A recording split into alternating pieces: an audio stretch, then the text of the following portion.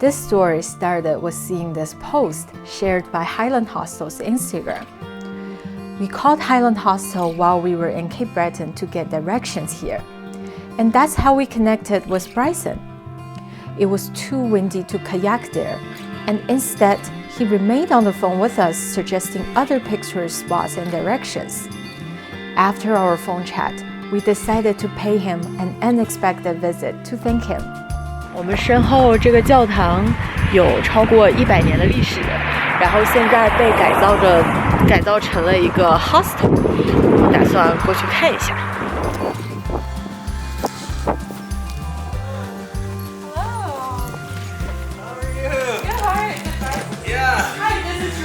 Hi, Joyce. We were just on the call earlier. Yeah, hi, everybody. Come on in. Oh my god, this is such a cute place. Thank you. We're a family-run hostel, and we have 25 beds and 5 bathrooms, and it's been amazing. Are you gonna check out the bell tower? Yeah, and the do you want to give us a tour? Sure. Yeah, come on up. We'll show you. Up here. This is one of the hostel areas. We have a whole bunch of games and stuff over here. Oh, wow. Yeah, it's really, we love large groups, so we get, so this is the bell tower. And this is also like the, up here is also, we call the Museum of Downhill Skateboarding. So it tells the history of downhill skateboarding in Canada, coast to coast, and then legends of downhill worldwide. So you have the Highlands Hostel, and then you got the museum that we're building. So we're building the museum, and we just got some of the boards up, but it will be in this area, in the 2 levels of the bell tower. So I have a big bonfire outside. You can see the fire pit and all the wood. And so that's right where that big old school Celtic cross is. There's the fire pit there. So we have big fires, and every night that people are here. So yeah, it's always a nice thing. Then if anyone wants to stay up and be loud, then we just build a massive fire and relax in there. Yeah.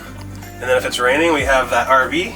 It's that RV traveled. I used to run skateboard tours across Canada and the USA, so it's been to coast 7 times. Okay, so over here is where we do our big bonfires. See the big wood? We burn this all the time. All this wood for the fire. For the fire. And then in here, when we're outside, people, if it's raining and stuff, this is the F-bomb. This is the tour RV. So we take it to the beach sometimes, and yeah.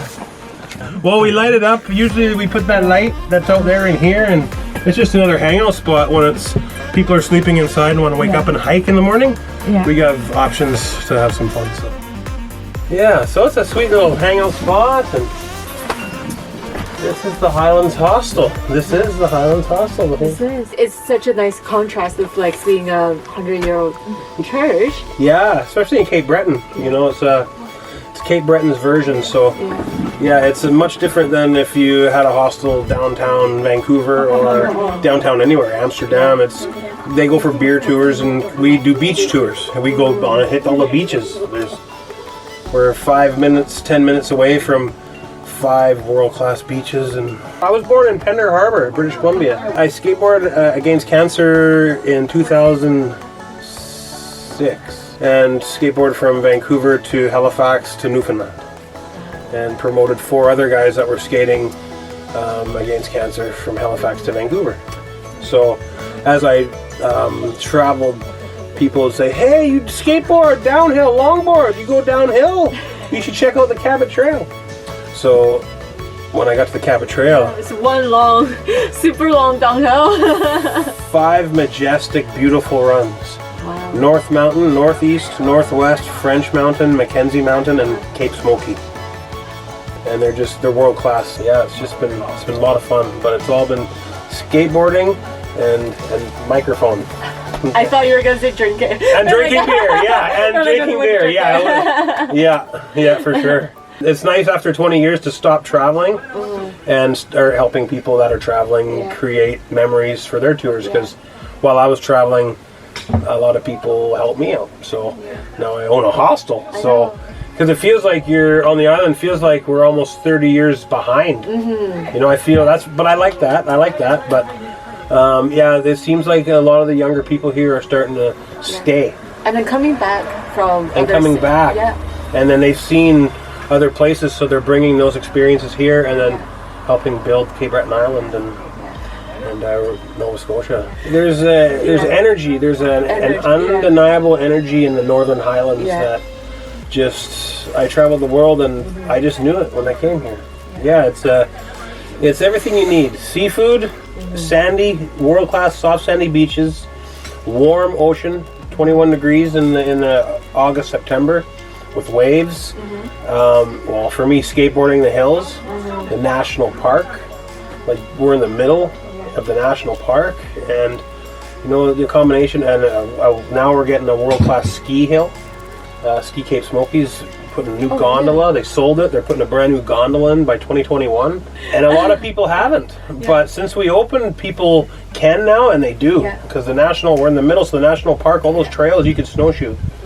There's a cross-country ski area 1 minute away down the hill here, and we can connect their trails from here. And so there's cross-country ski, there's downhill ski, there's snowboarding, there's snowshoeing. It's an adventure. It's the winter adventure capital of all Nova Scotia.